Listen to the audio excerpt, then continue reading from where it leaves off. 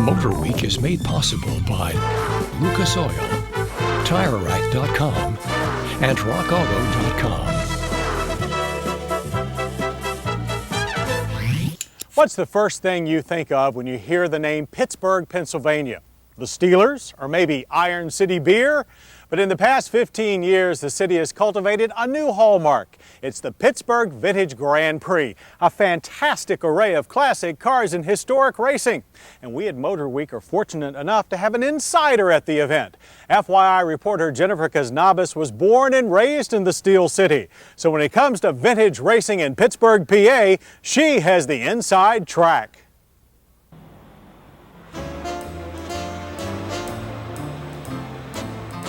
Since the olden days, Pittsburgh has seen some drastic changes, but one of the things that hasn't changed is the city's ability to maintain tradition. The Pittsburgh Vintage Grand Prix is one of the city's most prized occasions, and with Mercedes-Benz being featured in their 15th anniversary celebration, organizers say they promise this year will be one of the best. That's why I decided to come back to my hometown to really experience this event, an event which I can remember started, well, I don't want to give away my age, but let's just say it started when I was a bit younger.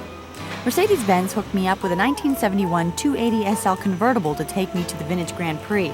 There's nothing like arriving in style. Our first stop was the Mercedes tent.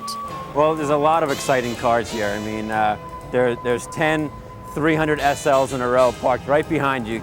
But inside here, we have some wonderful cars. We have a 1938 540K, which is one of the most really famous of the great Mercedes of the old days. Celebrities and famous people and politicians would drive in them, really glamorous car. The Pittsburgh Vintage Grand Prix is all about passion for automobiles. It's all people who love cars, love racing, want to come out here and they take their old cars out and they shine them up and polish them up and they come out and see their friends. They come out and have a picnic, have a nice day.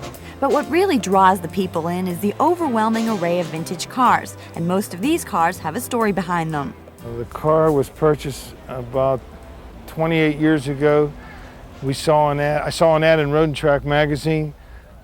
I got excited just by this view. It was a picture of this side, and I called the gentleman up, and I drove up there, and I was the first one there, and I bought the car. And he called me back about 3 months later. He said, "Mr. Rice, I didn't know what I had." I said, "Believe me, I don't know what I bought." Well, he bought a one-of-a-kind Mercedes, of which only 98 were made. But Harvey Rice's car is not the only car that stands out. This is the oldest car here. It's a 1905 American Mercedes, originally built by the Steinway Piano Company and fully restored in 1986.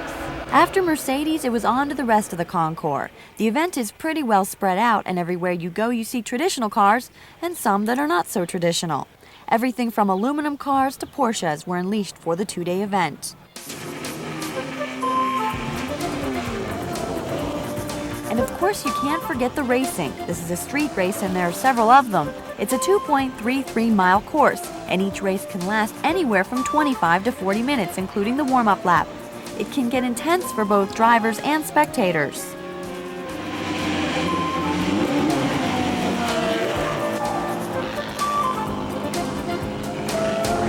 This event may never have happened without this man. Alan Patterson is co-founder of the Pittsburgh Vintage Grand Prix. It's one of the best races in the United States. It is for sure the best street race in the United States. And it's also something else very interesting. It's the only free race in the United States. That's kind of nice. So everybody who lives in Pittsburgh and the surrounding area can come to this event and enjoy themselves without spending a dime if they don't want to. Pittsburgh's a great city, and it has a lot of wonderful people who are car nuts, one of which is me.